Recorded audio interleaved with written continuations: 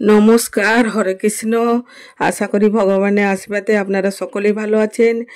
আজকে আমি এই আমলকি অনুষ্ঠান করেছিলাম, তাই আপনাদের সঙ্গে শেয়ার করছি, আপনারা দেখুন। তবে তার আগে একটা কথা বলবো, যে ভিডিওটা দিতে আপনাদের কাছে পৌঁছাতে একটু দেরি হয়ে গেল, আর আপনারা দেখতে থাকুন।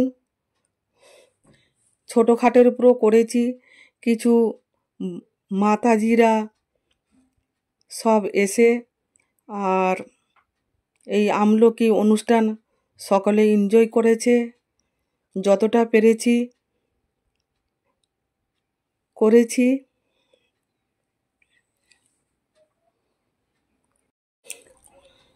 আর আপনারা দেখুন কেমন লাগলো, অতি অবশ্যই জানাবেন।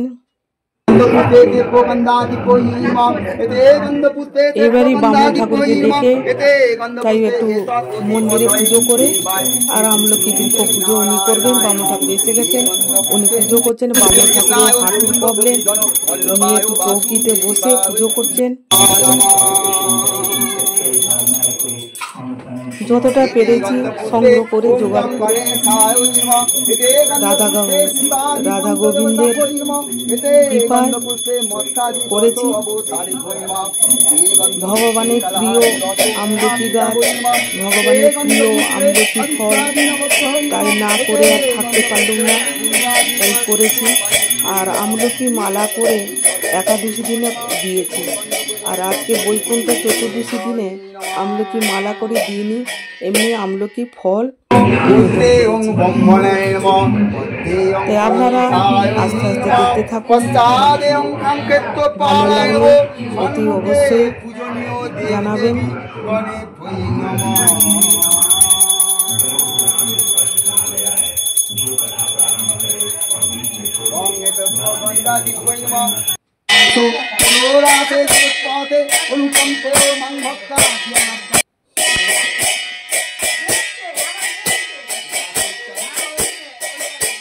এটা মেয়ের ঘরে নাতনি, আমার স্বামী যে করতাল বাজাচ্ছে।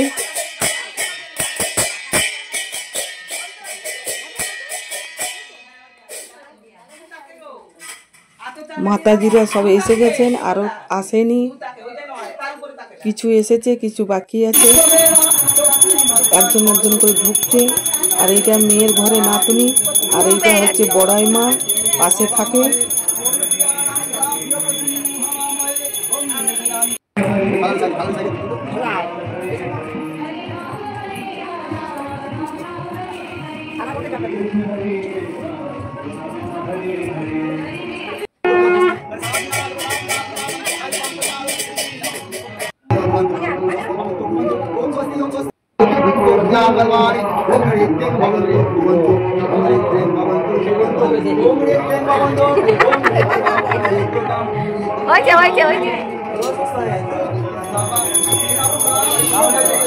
মেয়ের ঘরে নাতনি, একে দিয়েছি গেরিন্দা, দেখতে পাচ্ছেন মাথায় দিকে ঘুটি বেরিয়েছে। আর আমার রাধারানী আর আমার অনদা, ওরা নিয়ে আর সকল যারা ভক্তরা এসেছেন তাদেরকে আমি চন্দনের ফোঁটা দিয়ে বরণ করে নিচ্ছি।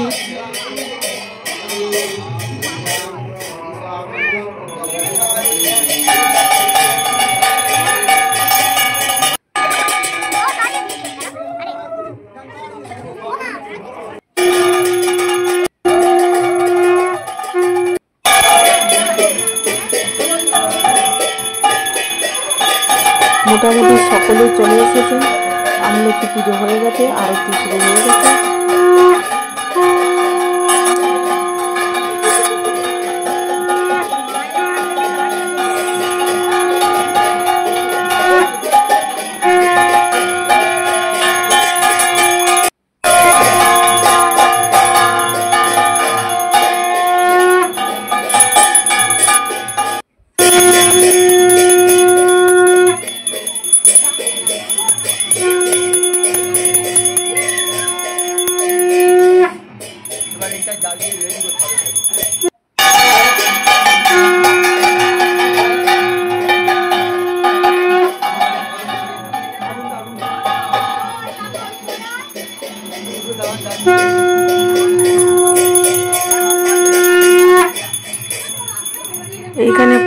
দিয়ে 11টা প্রদীপ জ্বালানো হচ্ছে।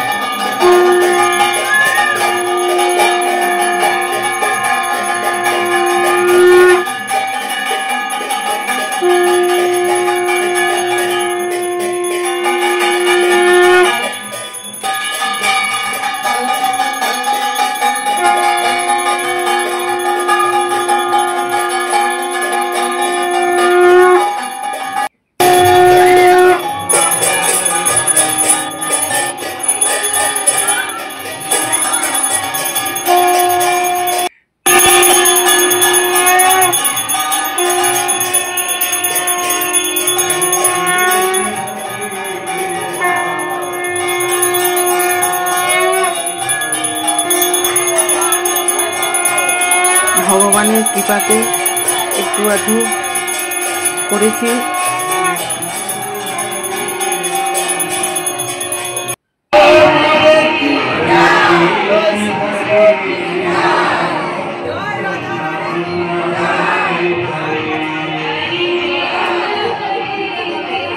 বেশি করে সবাই জল খেয়ে নাও, 108 বার ঘুরবে,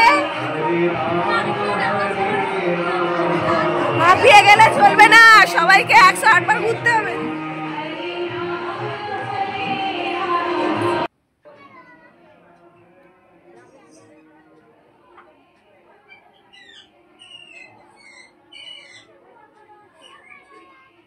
এবারে প্রদীপ নিবেদন করা হবে।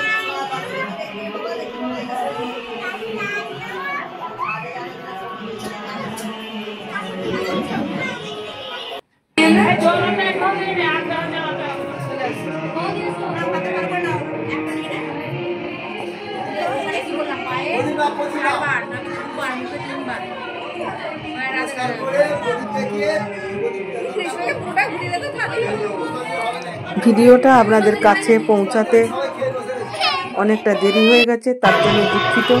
আপনারা দেখুন, খুবই ভালো লাগবে।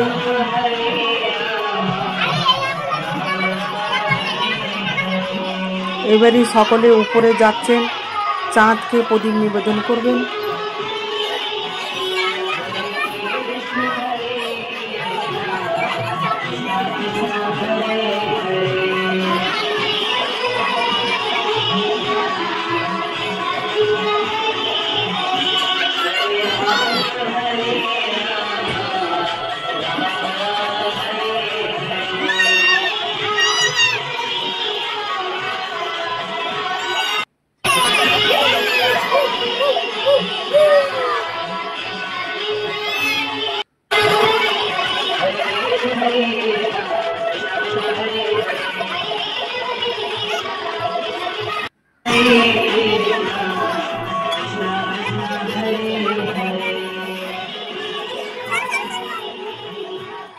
কোথায় চাঁদ?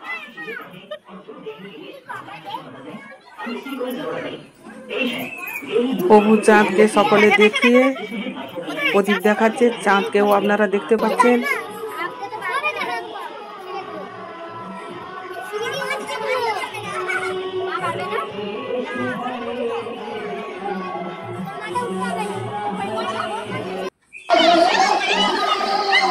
মেঘলা আকাশ পুরো স্পষ্ট পুরো দেখা যাচ্ছে, তবে যতটা দেখা যাচ্ছে তাতেই অনেক।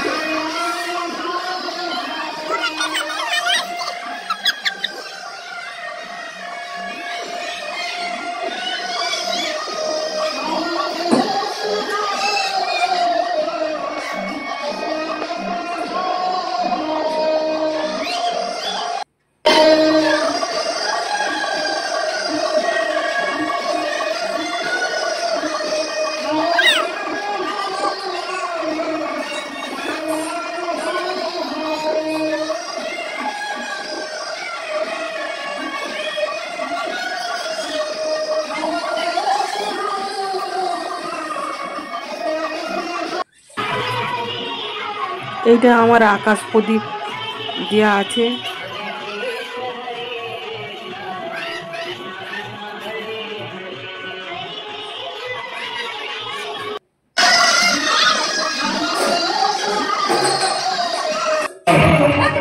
উনি শেষে এসেছেন।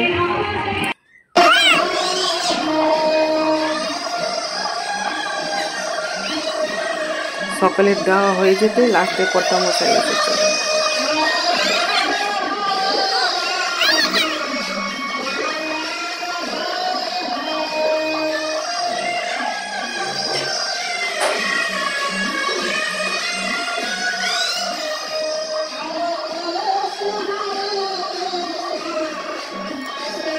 আচার্যকে পৌরোহিত্যে বরণ করিয়াছিলেন।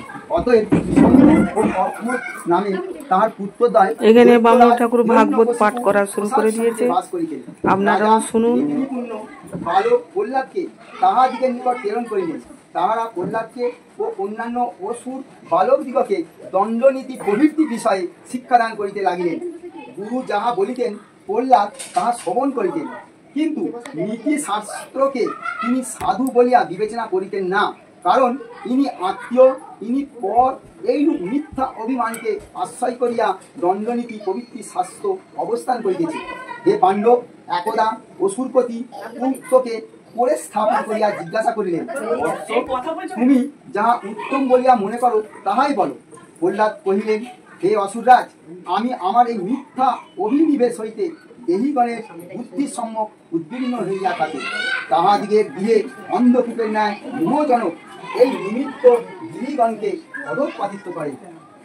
নির্দিশ গৃহ পরিত্যাগ করিয়া বনে গমনপূর্বক গৃহীগণের হরির আশ্রয় গ্রহণ করা বিধেয়। আমি ইহাই উত্তম বলিয়া মনে করি।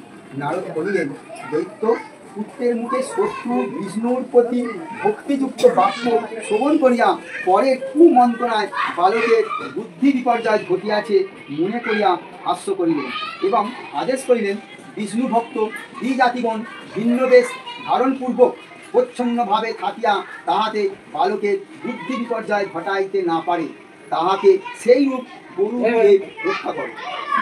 দৈত্যগণ প্রহ্লাদকে গুরুগৃহে আনয়ন করিলেন। লোকে বৃক্ষগাছ রাত্রিবেলা হয়ে গেলে ঘুমিয়ে পড়ে। মধুর বাক্যে তাহাকে জিজ্ঞাসা করিলেন, বৎস প্রহ্লাদ, তোমার কোনো ভয় নাই, সত্য বলো, মিথ্যা বলিও না। তোমার এই যে বুদ্ধি বিপর্যয়, ইহা বালক দিকে দেখিতে পাওয়া যায় না, ইহা তোমার কোথা হইতে হইল? তোমার এই যে বিপরীত বুদ্ধি হইয়াছে, ইহা কি তোমার স্বাভাবিক, অথবা অপর কেউ জন্মাইয়া দিয়ে আছে? হে কুলতিলক, আমরা তোমার গুরু, আমরা শুনিতে ইচ্ছুক, আমাদিকে নিকট প্রকাশ করিয়া বলো। প্রহ্লাদ কহিলেন, যাহার মাথায় বুদ্ধি বিমোহিত হওয়ায় লোককে ইনি পর, ইনি আত্মীয়, এইরূপ মিথ্যা অভিযান করিতে দেখা যায়, সেই ভগবানকে নমস্কার করি। সেই ভগবান যখন অনুকূল হন, তখন লোকের ইনি অন্য, আমি অন্য, এই প্রভেদ রূপা মিথ্যা বিষয় পশু বুদ্ধি দূরীকৃত হইয়া আত্মা অভিন্ন এই বুদ্ধি উদিত হইয়া থাকে। যাহারা অবিবেকী, তাহারা এই পরমাত্মাকেই আত্মীয় ও পর বলিয়া নিরূপণ করিয়া থাকে, কারণ ইহার চরিত্র দুর্জেয়। এমনকি বেদবাদী ব্রহ্মাদিও ইহার স্বরূপ বিষয়ে মুগ্ধ হইয়া থাকেন। ইনি আমার বুদ্ধি বিপর্যয় ঘটিয়াছেন। হে ব্রহ্মণ, যেমন লৌহ অয়কান্ত মণির সমীপে স্বয়ং ভ্রমণ করিতে থাকে, সেইরূপ আমার চিত্ত চক্রপাণির সমীপে ভ্রমণ করিতেছে। কি তপদানাদির ফলে আমার চিত্ত চক্রপাণির সন্নিধি লাভ করিয়াছে তাহা জানি না। নারদ কহিলেন, মহামতি প্রহ্লাদ ব্রাহ্মণকে এই রূপ বলিয়া মৌন অবলম্বন করিলেন। তখন অতীব নিচ মনা রাজসেবক সেই ব্রাহ্মণ কুপিত হইয়া তাহাকে ভৎসনা করিতে করিতে চিৎকার করিয়া বলিলেন, ওরে বেত্য আনায়ন কর, এই বালক হইতে আমাদিকে যশ বিলুপ্ত হইবে। এই কুরঙ্গার দুর্বুদ্ধির পক্ষে সমাধি 4টি উপাধ্যায়ের মধ্যে চতুর্থ উপায় অর্থাৎ দণ্ডবিধানী শাস্ত্রে উক্ত হইয়াছেন। এই দৈত্যকুল চন্দনবন এই বালক হইতে কণ্টক বৃক্ষ স্বরূপ জন্মিয়াছে। লোকে লৌহ নির্মিত কুঠারে কণ্টক বৃক্ষ নির্মিত দণ্ড যোজনা করিয়া বৃক্ষাদি ছেদন করিয়া থাকে। এর ফলে বিষ্ণুই পরশু হইয়া দৈত্য চন্দন বনের মূল উন্মূলন করতে উদ্ধত। এই বালক সেই পরশুর কণ্টক বৃক্ষ নির্মিত দণ্ডস্বরূপ হইয়াছে। ব্রাহ্মণ এই রূপে তর্জনাদি বিবিধ উপায় দ্বারা প্রহ্লাদকে ভয় দেখাইয়া ধর্ম, অর্থ ও কাম এই ত্রিবর্গের উপপাদক শাস্ত্র অধ্যয়ন করাইলেন। অনন্তর যখন গুরু দেখিলেন প্রহ্লাদ সামদান, ভেদ ও দণ্ড এই 4টি নীতি বিষয়ে জ্ঞান লাভ করিয়াছেন, তাহাকে মাতার নিকট আনয়ন করিলেন। মাতা তাহাকে স্নান করাইয়া অলঙ্কৃত করিয়া দিলে। গুরু তাহাকে দৈত্যপতির সমীপে আনয়ন করিলেন। বালক পিতার চরণে পতিত হইলে দৈত্যরাজ আশীর্বাদ দ্বারা তার অভিনন্দন করিয়া বাহু দ্বারা বহুক্ষণ আলিঙ্গন পূর্বক পরমানন্দ প্রাপ্ত হইলেন। হে যুধিষ্ঠির, অসুররাজ প্রহ্লাদকে করে স্থাপন ও মস্তক আঘ্রাণ করিয়া বিন্দু বিন্দু অশ্রুপাত দ্বারা তাহাকে অভিষিক্ত করিয়া প্রসন্ন মুখে জিজ্ঞাসা করিলেন, বৎস প্রহ্লাদ, তুমি অদ্যাবধি গুরু সমীপে যাহা কিছু উত্তম রূপে অধ্যয়ন করিয়াছ এবং যাহা উৎকৃষ্ট বলিয়া তোমার বোধ হইয়াছে, হে আয়ুষ্মান, তাহা আমার নিকট বল।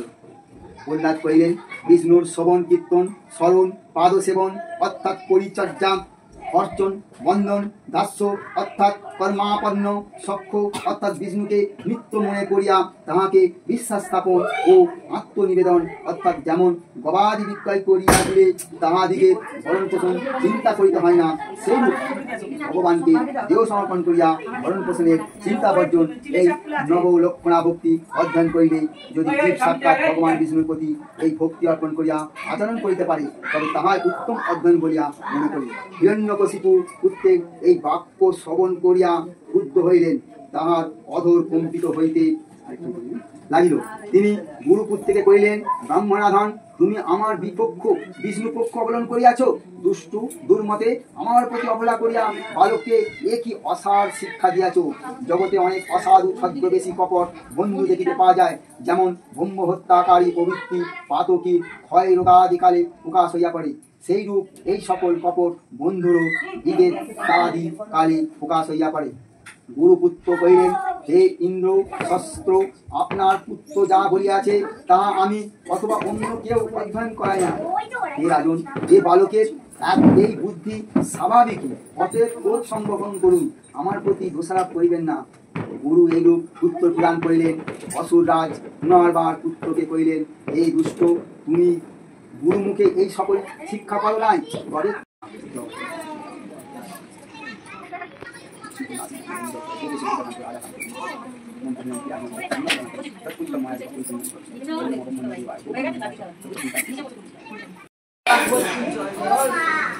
এবারে পরিক্রমা তোমরা করো।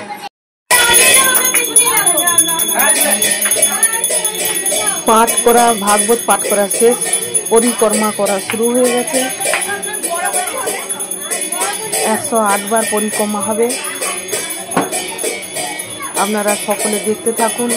ভালো লাগলে অতি অবশ্যই কমেন্ট করবেন। জয় শ্রীকৃষ্ণ, রাধে রাধে। লাইক করবেন, নতুন বন্ধু যদি হয়ে থাকেন সাবস্ক্রাইব করবেন। পরবর্তী ভিডিও পাওয়ার জন্য নতুন নতুন সুযোগ পেয়ে যাবেন।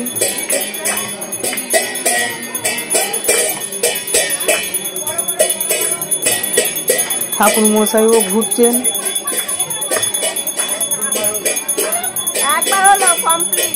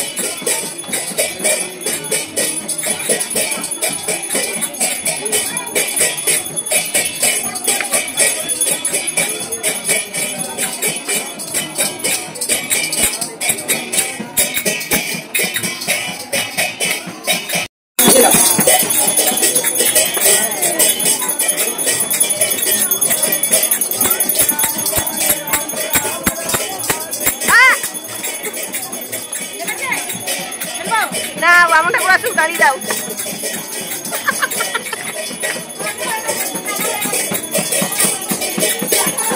খেলা হয়ে গেছে, যাও। হয়ে গেছে, হয়ে গেছে, ছেলে দিয়েছে।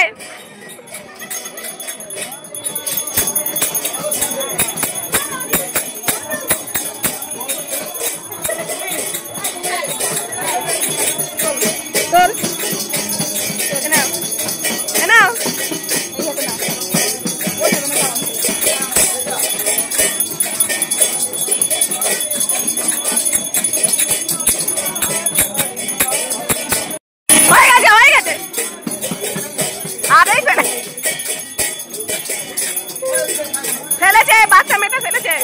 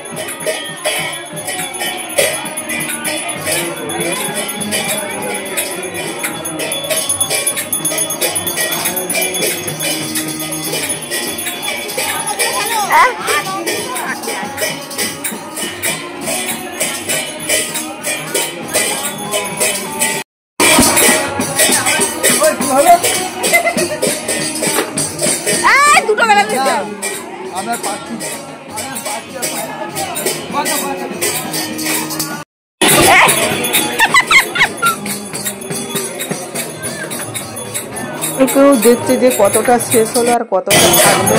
হ্যাঁ, এবারে সবাই দেখতে চাইছে লাস্টেও আর কটা আছে, শেষ পর্যায়ে এসে গেছে।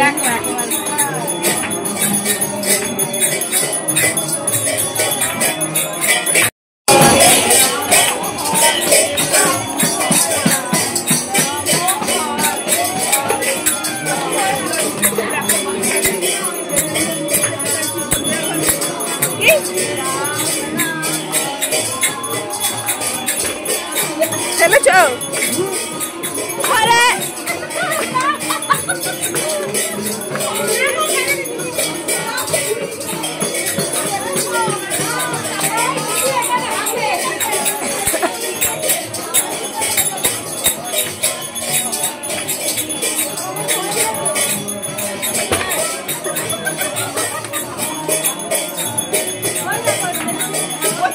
আমার কাছে দুটো আছে, দুটো।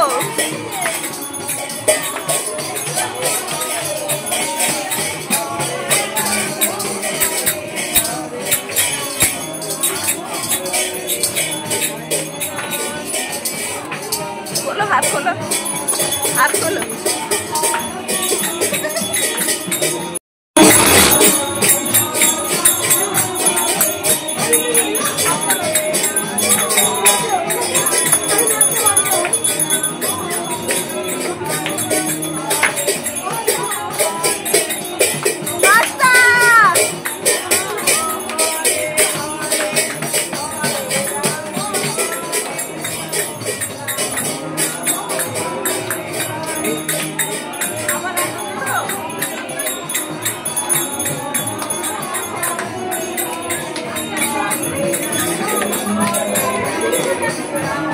শেষ পর্যায়ে পৌঁছে গেছে একেবারে।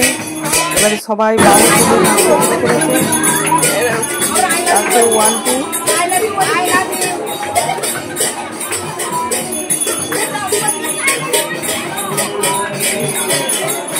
আর একটা বাকি, একটা।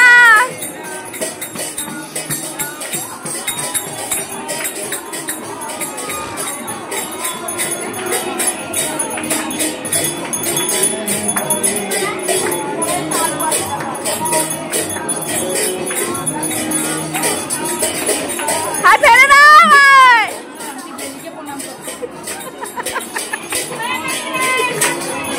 হয়ে গেছে।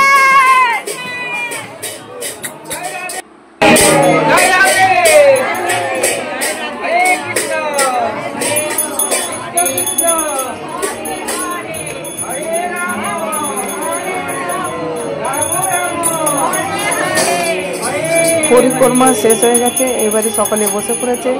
এরপরে প্রসাদ খাবেন, আমলকি খাবেন, ওনারা সব সেবা করবেন, প্রসাদ সেবা করবেন, আমলকি সেবা করবেন।